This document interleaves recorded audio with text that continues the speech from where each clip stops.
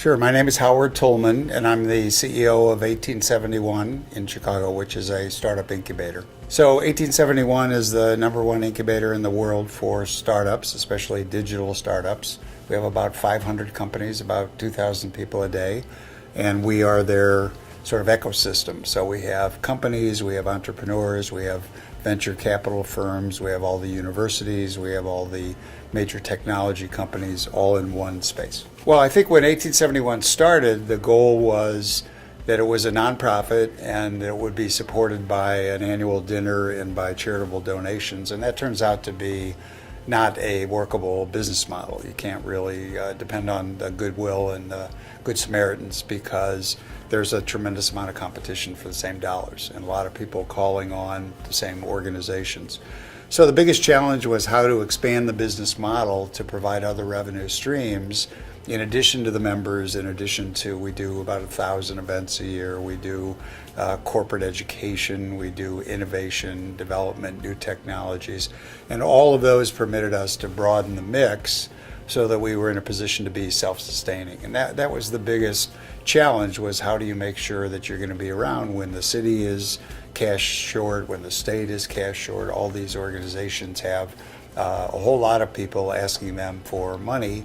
We were able to shift that conversation from the people that are in charge of sort of donations to the people that actually run the business. And the argument that we made very successfully was you need to engage with these new technologies for your business purposes, not because you're good sports, but because we're going to eat your lunch if you don't. So we called that enlightened self-interest, and it worked out really well.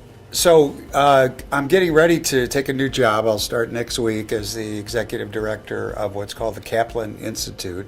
It's a 70,000 square foot new building that we're just building right now to house facilities for all the students at the Illinois Tech, the Illinois Institute of Technology, about 5,000 students.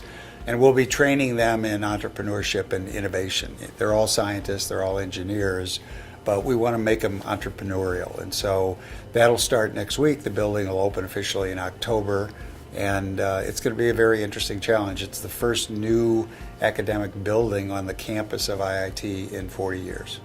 So I think the best business advice I got was many, many years ago from a guy who said there are these three buckets in life: recreation, family, and business.